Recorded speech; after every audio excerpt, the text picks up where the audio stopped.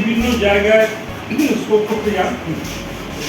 পশ্চিমবঙ্গের বিভিন্ন যে শহরগুলো আছে, জেলা শহর, সেই জেলা শহরের মধ্যে সেখানে নাট্যপ্রেমীদের যখন সংখ্যা নাটক গেলে আপনারা যখন দর্শক পান, সেই তুলনায় বর্ধমানে কতটা দর্শক? অন্য অন্য জায়গায় বিশেষ করে মফস্বলের যেসব জায়গায় দেখি সেই তুলনায় বর্তমানে দর্শক সংখ্যা অনেক ভালো, অনেক বেশি এবং রুচিশীল মানুষের জেলা শহরগুলোর কথা এটা হচ্ছে যে অনেক আগে আমাদের যে রেডিও শিল্পটা ছিল, সেই রেডিও শিল্প সেই সময়টা মানুষদের কাছে একটা বিনোদনের জায়গা ছিল।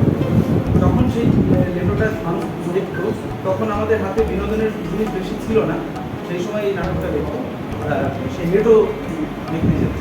পরবর্তীকালে সেই রেডিওটা অন্য মাত্রায় এসছে, এখন আর খুব অজ্ঞ মানুষরা সেই রেডিও দেখতে জানে না, যে কোনো কারণে বা হয়তো কোনো আর্থিক অনুদান না পাওয়ার জন্য সেই শিল্পটা হারিয়ে যেতে বসেছে। তো সেই হারিয়ে যাওয়া শিল্পীদের মধ্যে কিছু মানুষের ইচ্ছা থাকে যে তাদের স্বপ্নটাকে আবার জাগিয়ে তোলে। সেই জাগিয়ে তোলার ইচ্ছা নিয়েই যাপন নাটকটা, আর নাটকটা সবাইকেই দেখার জন্য অনুরোধ করবো। ভালো একটা ঘটনা। এই নাটকটা বেশ কয়েকটি জায়গায় শো হয়েছে, বেশ কিছু প্রতিযোগিতায় পুরস্কার পেয়েছে, মানুষের ভালো লেগেছে।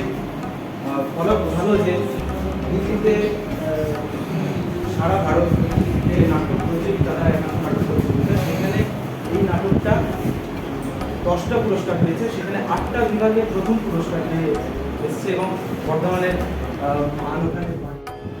আজ আমরা একটা সাংবাদিক সম্মেলনের আয়োজন করেছি। এটা হচ্ছে যে আগামী 24-25 আগস্ট 2024 আমরা বর্ধমান শহরে আমাদের নাট্য সংস্থা বর্ধমান ক্লাব সোসাইটির তরফ থেকে একটা জাতীয় নাটক উৎসবের আয়োজন করতে চলেছি।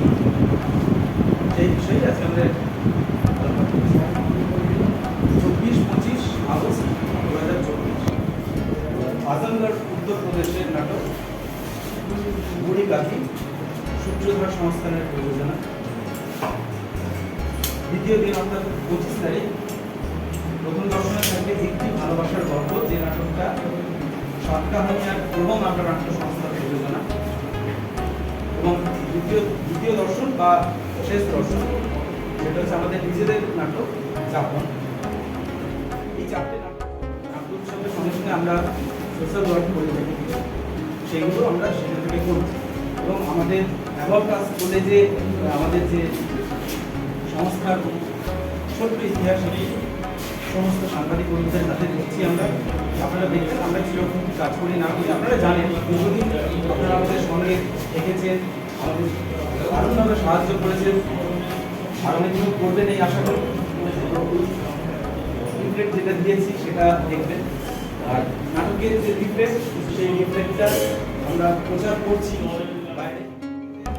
অনেকটা খরচা হয়, যে খরচাটা আমরা এখনো সরকারিভাবে টাকাটা পাই, নাম্বার 1।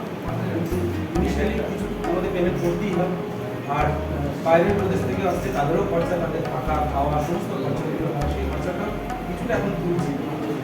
যে এই কারণেই তুলবো যে যখন আমাদের টাকাটা স্যাংশন হয়ে আমাদের ফান্ডে আসবে, এই টাকাটা আমরা সোশ্যাল ওয়ার্কের ক্ষেত্রে তখন লাগাতে প্রবেশপত্র আমরা এই লিফলেটে ফোন নাম্বার দিয়ে দিয়েছি, সেই ফোন নাম্বারে প্রবেশপত্র কালেক্ট করতে পারবে।